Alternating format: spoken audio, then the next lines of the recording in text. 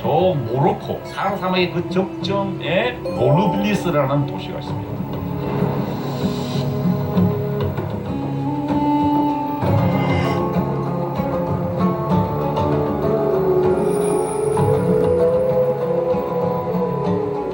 튀니지아라는 나라가 있습니다. 튀니지라고 한다죠. 옛날에는 그 지역을 카르타고라고 했습니다. 카르타고. 거기 엘제이라는 도시가 있어요. 도착해보니 이런 거대한 원형 경기장이 있었습니다. 콜로세움 아닙니까? 그렇게 생겼죠. 원형 경기장이라고 보통 하면 로마에 있는 것만 콜로세움이라고 하죠. 근데 이 로마 사람들은 어디를 가나 저 원형 경기장을 만들었어요. 예, 영화 여러분 글래디에이터 보셨죠? 러셀 크로 나왔던 영화 격투하는 장면이 바로 여기서 CG와 함께 촬영되었더라는 것입니다. 그래서 제가 깜짝 놀랐어요. 야, 이곳에도 문명이 있었구나. 사막 한가운데도 있구나 이런 생각을 하게 되었습니다. 자, 그러면 북쪽으로 한번 가볼게요. 북쪽으로 스코틀랜드와 잉글랜드의 접경에 하들디아누스 황제의 성벽이 있습니다. 거대한 성벽이 있습니다. 저 북쪽으로 그것도 직접 찍으신 아, 저건 아닙니다. 예. 비싼 카메라예요. 그거랑 다르죠? 그러면 왕자의 게임 좋아하십니까? 네. 거기서 성벽이 나오죠? 네. 바로 이것을 모티브로 하고 있는 겁니다. 북방으로부터 사람들이 넘어오죠. 그걸 막기 위해서 벽을 쌓은 겁니다. 그 모티브를 가지고 왕자의 게임에서 북쪽에서 오는 야만족들에 대한 이미지 아주 너무 낮은데요? 네, 너무 낮죠 이것은. 그죠? 이 모든 현장에 저와 같이 동행했던 친구가 있습니다. 바로 지금 청중석에 앉아 있는데요. 손 들어보세요. 예, 저 아들이 지금 저기 보이죠? 제 아들과 함께 얼굴이 많이 탔는데요? 많이 탔죠. 예. 자, 옆에는 사모님이세요? 아닙니다. 전혀 모르는 분인데요. 왜 그렇게 갑자기 이렇게 말씀하세요? 사모님 얘기 나오고 왜 화를 내세요? 전 유럽의 북쪽, 남쪽, 동쪽, 서쪽 모든 곳에 로마의 흔적이 남아있다라는 것입니다. 그러다 보니 수많은 나라들이 자신들을 스스로 로마의 후계자다 이렇게 간주합니다. 독일 같은 경우에는 신성 로마 제국이다 이렇게 불렸습니다. 프랑스 같은 경우도 마찬가지입니다. 나폴레옹이 자기 자신을 제1 집정관이다 이렇게 표현했습니다. 제1 집정관이다 이렇게 표현했어요. 러시아 같은 경우에는 황제를 짜르라고 불렀습니다. 이것은 카이사르의 러시아 표현입니다. 미국 같은 경우에도 마찬가지입니다. 국회의사당이나 가보면은 로마의 바스켓을 딱 전시해 놓고 있습니다. 근데 로마가 미국하고 러시아까지 갔어요? 아니요, 전혀 가진 않았습니다. 네, 저도 갔으면 좋겠어요. 근데 전혀 가진 않았어요. 자기네들도 되게 좀 웃길 것 같아. 되게 가깝치는 거 아니에요? 한국에도 로마의 그 독수리를 받아들이는 학교가 있죠? 아, 그래요?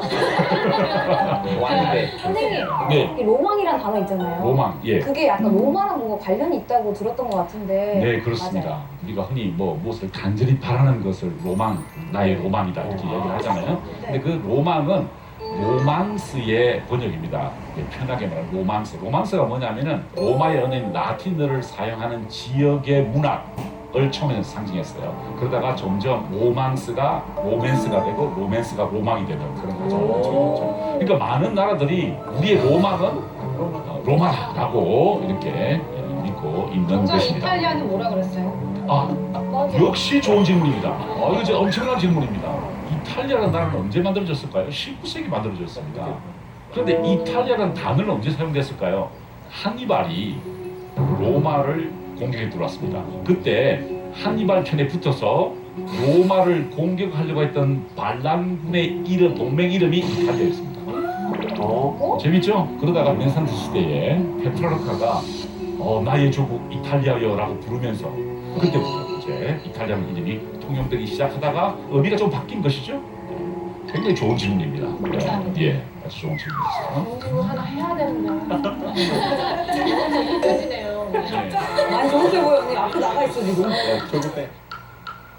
그러다가 이 로마 제국이 476년에 로마 제국이죠 망하게 됩니다. 이게 바로 그 장면입니다. 좋은 질문 하실 분 없으신가요? 언니, 질문할 기회를 드리겠습니다. 예. 로마족이 함락했다고 하는데 대체 누구에 의해서 어떻게 망한 겁니까? 제가 기대한 질문이 아니었어요. 사모님. 그렇게 질문했나요? 그것도 역시 제가 의도하는 질문이 아니었어요. 여기 위에 계신 분 누구예요? 저게 누구예요? 그것도 제가 이제 로마 제국이 멸망했다. 뭐 이상하지 않아요? 아 근데 왜 물이 있나요? 거기 로마에 내륙인데 왜 물이 있을까요? 그렇죠. 바로 그 질문을 내가 기대했던 겁니다. 로마에 바다가 없죠. 근데 지금 바다가 보이잖아요. 이거 왜 이렇게 됐을까요? 가봤어야지. 홍수가 났다. 아닙니다. 470년에 로마가 멸망할 때는 로마의 수도가 라벤나였어요. 라벤나는 이탈리아 동부에 있는 항구 도시였어요. 그래서 이렇게 된 겁니다.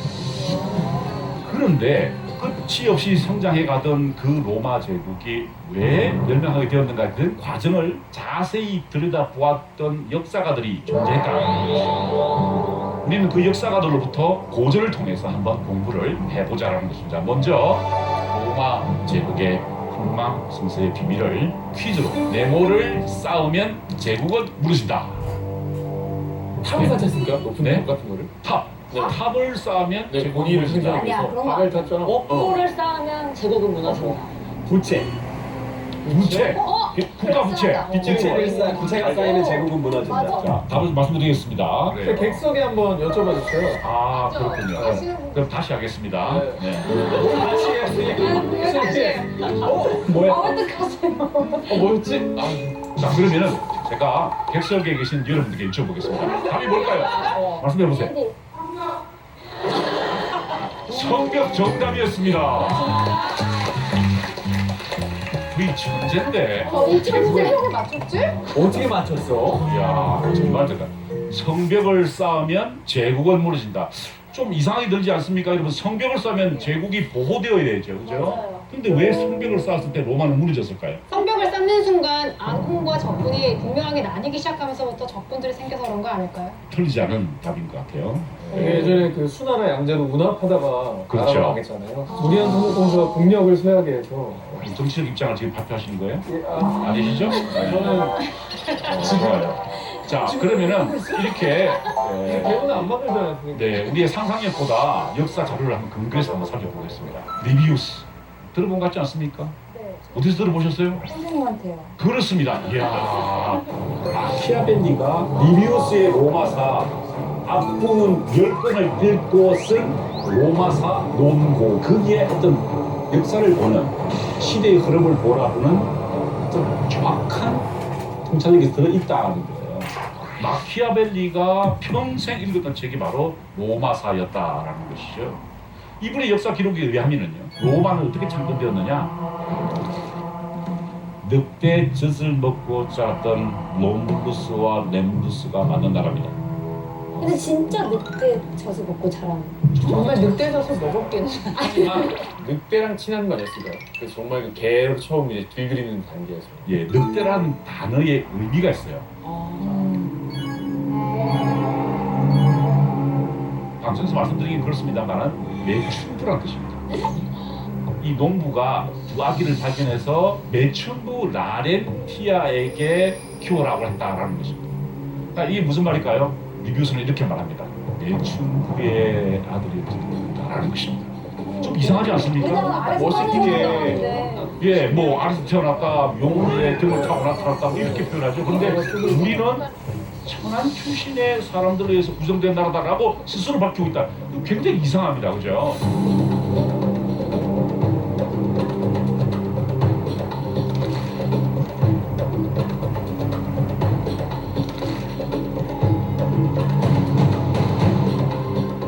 어떻게 본다면 밑바닥인데 이게. 네. 갔다가 한번 돌아온 사람들이 이제 만든 도시라는 건데. 그렇습니다. 범죄자들이 많은 도시입니다.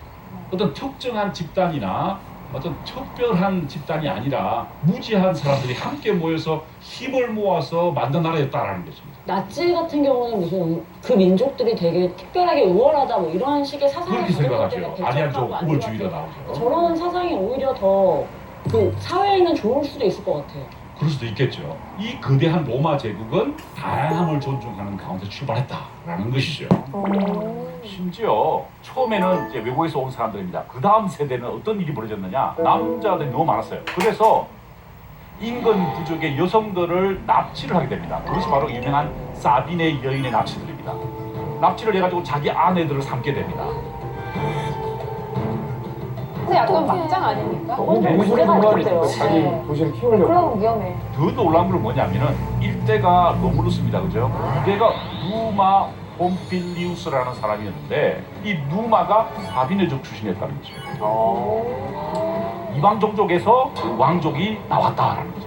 그만큼 개방적인 거죠. 보통은 이제 왕이 있으면 그 왕의 뭐 아들이나 그렇죠. 이래가지고 뭐 정통성을 계승한다 이런 그렇습니다. 건데 갑자기 저런 로물루스가요 사라졌습니다. 왜요?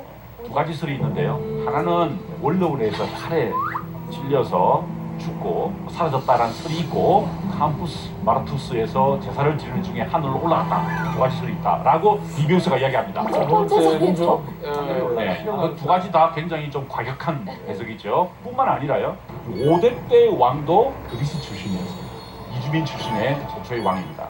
이분이 저 북쪽에서 로마로 이사를 오는 와중에 독수리가 자신의 모자를 탁 낚아쳐서 날아가더니 다시 그 머리 위에 씌워주는 걸 보고 아내가 깨닫습니다. 아, 이거 우리 남편이 뭔가 되겠구나 라고 해서 이분이 결국 왕이 되는 그런 과정을 거치게 되죠.